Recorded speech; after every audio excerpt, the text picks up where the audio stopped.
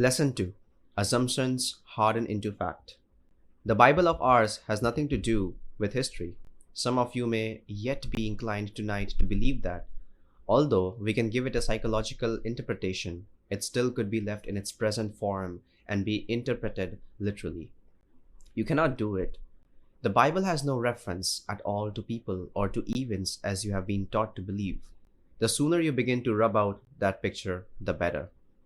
We are going to take a few stories tonight, and again, I'm going to remind you that you must reenact all these stories within your own mind. Bear in mind that although they seem to be stories of people fully awake, the drama is really between you, the sleeping one, the deeper you, and the conscious waking you. They are personified as people, but when you come to the point of application, you must remember the importance of the drowsy state. All creation, as we told you last night, takes place in the state of sleep, or that state which is akin to sleep, the sleepy, drowsy state. We told you last night the first man is not yet awakened. You are Adam, the first man, still in the profound sleep. The creative you is the fourth dimensional you whose home is simply the state you enter when men call you asleep. Our first story for tonight is found in the Gospel of John. As you hear it unfold before you, I want you to compare it in your mind's eye to the story you heard last night from the book of Genesis, the first book of the Bible, the book of Genesis. Historians claim is the record of events which occurred on earth some 3,000 years before the events recorded in the book of John. I ask you to be rational about it and see if you do not think the same writer could have written both stories. You be the judge as to whether the same inspired man could not have told the same story and told it differently. This is a very familiar story, the story of the trial of Jesus. In this Gospel of John, it is recorded that Jesus was brought before Pontius Pilate, and the crowd clamored for his life. They wanted Jesus. Pilate turned to them and said, "But ye have a custom that I should release unto you one at the Passover. Will ye therefore that I release unto you the King of the Jews?" Then cried they all again, saying, "Not this man, but Barabbas." Now Barabbas was a robber. From John chapter 18 verses 39 and 40. You are told that Pilate had no choice in the matter. He was only a judge interpreting law, and this was the law. The people had to be given that which they requested. Pilate could not release Jesus against the wishes of the crowd, and so he released Barabbas and gave unto them Jesus to be crucified. Now bear in mind that your consciousness is God. There is no other God, and you are told that God has a son whose name is Jesus. If you will take the trouble to look up the word Barabbas in your accordance, you will see that it is a contraction of two Hebraic words, bar, which means a daughter, son or child, and Abba, which means father. Barabbas is the son of the great father, and Jesus in the story is called the Savior, the son of the Father. We have two sons in the story, and we have two sons in the story of Esau and Jacob. Bear in mind that Isaac was blind, and justice to be true must be blindfolded. Although in this case, Pilate is not physically blind. The part given to Pilate implies that he is blind because he is a judge. On all the great law buildings of the world, we see the lady or the man who represents justice as being blindfolded. Judge not according to the appearance, but judge righteous judgment. From John chapter 7 verse 24. Here we find Pilate playing the same part as Isaac. There are two sons. All the characters as they appear in the story can apply to your own life. You have a son that is robbing you this very moment of that which you could be. If you came to this meeting tonight conscious of wanting something, desiring something, you walked in the company of Barabbas. For to desire is to confess that you do not now possess what you desire. And because all things are yours, you rob yourself by living in the state of desire. My Savior is my desire. As I want something, I'm looking into the eyes of my Savior. But if I continue wanting it, I deny my Jesus, my Savior. For as I want, I confess, I am not and, except ye believe that I am he, ye die in your sins. I cannot have and still continue to desire what I have. I may enjoy it, but I cannot continue wanting it. Here is the story. This is the feast of the Passover. Something is going to change right now. Something is going to pass over. Man is incapable of passing over from one state of consciousness into another unless he releases from consciousness that which now he entertains, for it anchors him where he is. You and I may go to physical feasts year after year as the sun enters the great sign of Eris, but it means nothing to the true mystical Passover. To keep the feast of the Passover, the psychological feast, I pass from one state of consciousness into another. I do it by releasing Barabbas, the thief and robber that robs me of that state, which I could embody within my world. The state I seek to embody is personified in the story as Jesus the Savior. If I become what I want to be, then I am saved from what I was. If I do not become it, I continue to keep locked within me a thief who robs me of being that which I could be. These stories have no reference to any persons who lived nor to any event that ever occurred upon earth. These characters are everlasting characters in the mind of every man in the world. You and I perpetually keep alive either Barabbas or Jesus. You know at every moment of time who you are entertaining. Do not condemn a crowd for clamoring that they should release Barabbas and crucify Jesus. It is not a crowd of people called Jews. They had nothing to do with it. If we are wise, we too should clamor for the release of that state of mind that limits us from being what we want to be, that restricts us, that does not permit us to become the ideal that we seek and strive to attain in this world. I am not saying that you are not tonight embodying Jesus. I only remind you that if at this very moment you have an unfulfilled ambition, then you are entertaining that which denies the fulfillment of the ambition, and that which denies it is Barabbas. To explain the mystical psychological transformation known as the Passover or the crossing over, you must now become identified with the ideal that you would serve, and you must remain faithful to the ideal. If you remain faithful to it, you not only crucify it by your faithfulness, but you resurrect it unaided by a man. As the story goes, no man could rise early enough to roll away the stone. Unaided by a man, the stone was removed, and what seemingly was dead and buried was resurrected unassisted by a man. You walk in the consciousness of being that which you want to be. No one sees it as yet, but you do not need a man to roll away the problems and the obstacles of life in order to express that which you are conscious of being.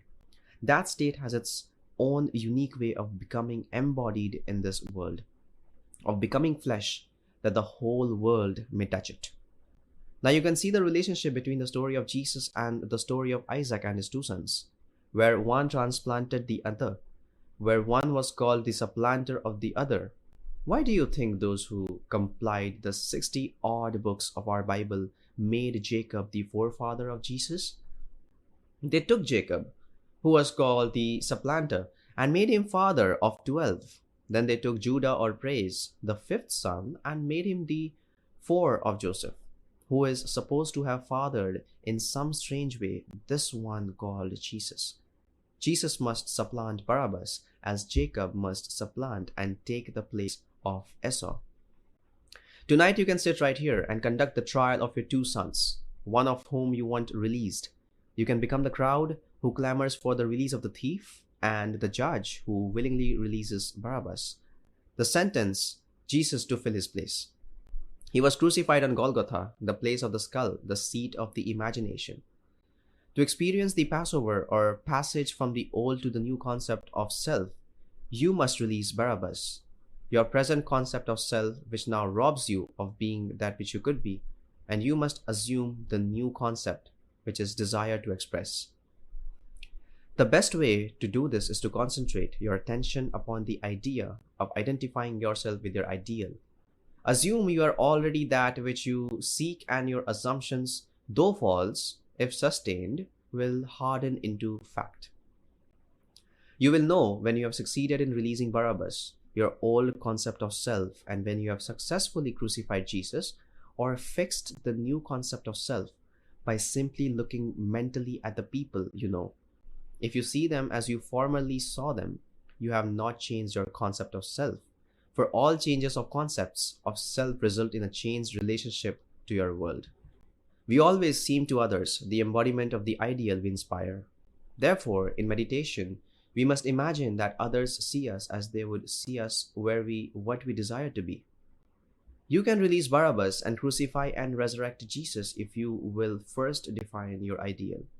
Then relax in a comfortable armchair, induce a state of consciousness akin to sleep, and experience in imagination what you would experience in reality, where you already that which you desire to be.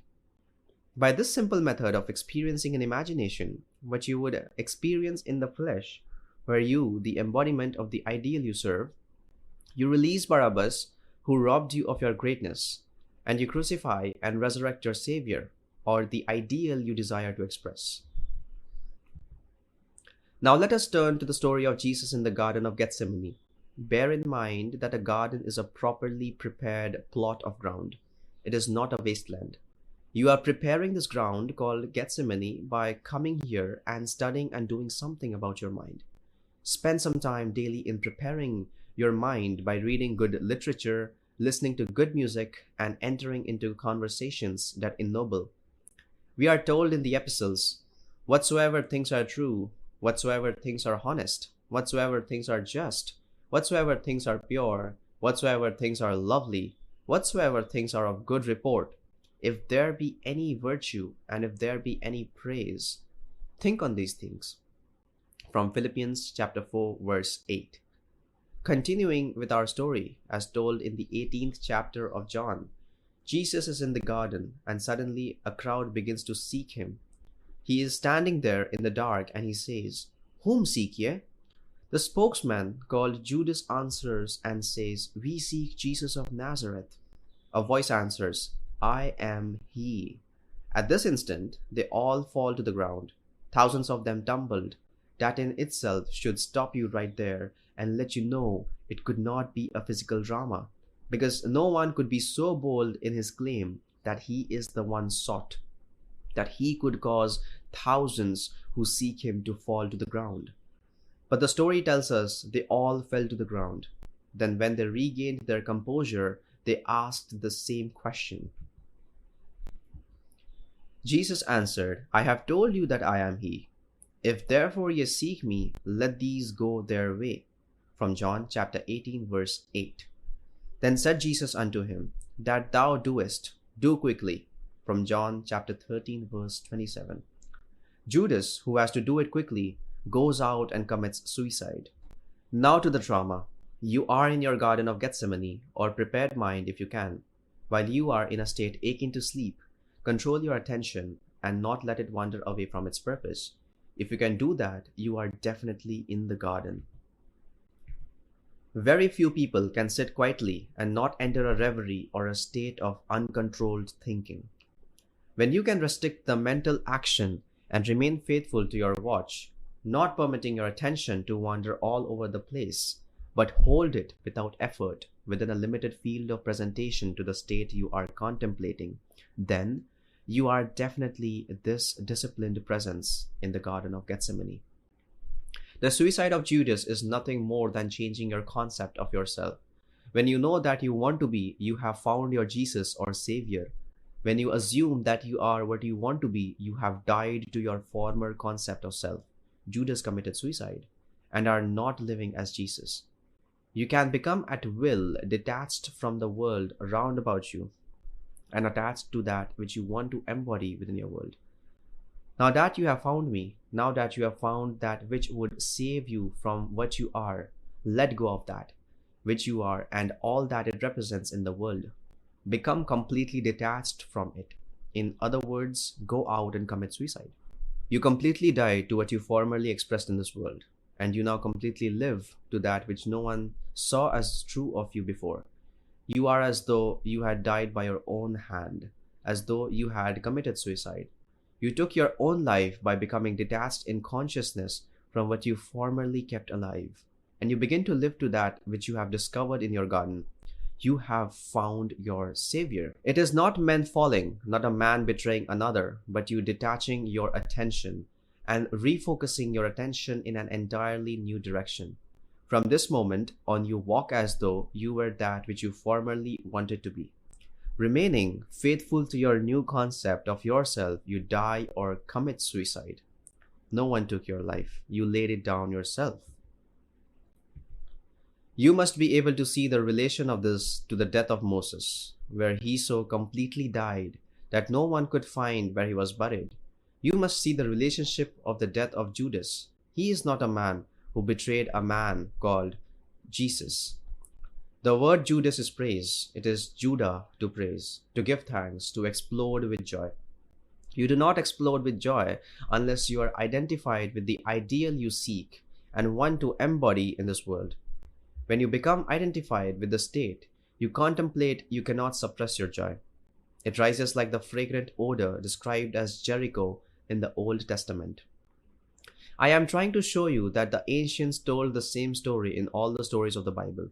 All that they are trying to tell us is how to become that which we want to be, and they imply in every story that we do not need the assistance of another. You do not need another to become now what you really want to be.